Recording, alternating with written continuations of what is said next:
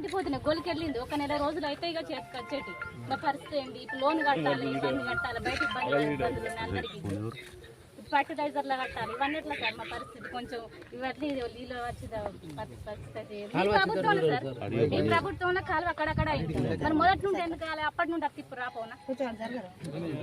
ఈ పాటి చెరువులు నిండు మత్తలు దొరుకుతున్నాయి. మత్తల కింద కేసు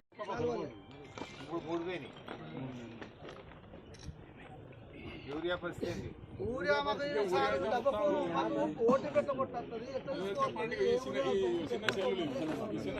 ఇంటికి ఫోన్ చేస్తా ఫోన్ చేస్తే ఇంటికి తీసుకొచ్చి అది సేటు ఒక 10 బత్తాలు అనుకుంటే వచ్చినాయి. ఒక ఏ రద్దు అప్పుడు కేసీఆర్నప్పుడు. ఇప్పుడు మాకు సర్వ దుఃఖం అన్నిటికోసమే, ప్రతి ఒక్క కోసం లైన్ పెట్టలేక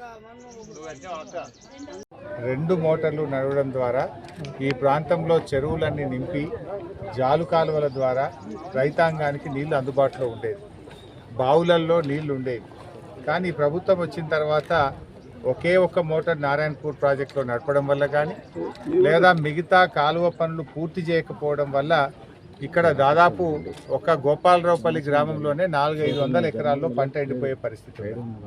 మల్లాపూర్లో కూడా పంటలు ఎండిపోయే పరిస్థితి ఉన్నది. సో ప్రభుత్వం ఇప్పటికైనా మేల్కొని యుద్ధ ప్రాతిపదికన అక్కడ 2 మోటార్లు నడపాలని, ఒక జేసీబీ పంపితే ఒక 7-8 గంటలు జేసీబీ గట్టిగా పనిచేస్తే 400 ఎకరాల్లో పంట కాపాడే అవకాశం ఉంది. మరి ప్రభుత్వానికి కనీసం ఒక జేసీబీ పంపే తెలివితేటలు కూడా లేవా? ఒక జేసీబీ పంపించి ఆయనతో కాలువ సాఫ్ చేస్తే ఆ కాలువలో ఉన్న తుంగ కానీ కాలువలో ఉన్నటువంటి మట్టిని తీసేయడం ద్వారా ఒక 500 ఎకరాల్లో పంట కాపాడేటువంటి అవకాశం ఉంది.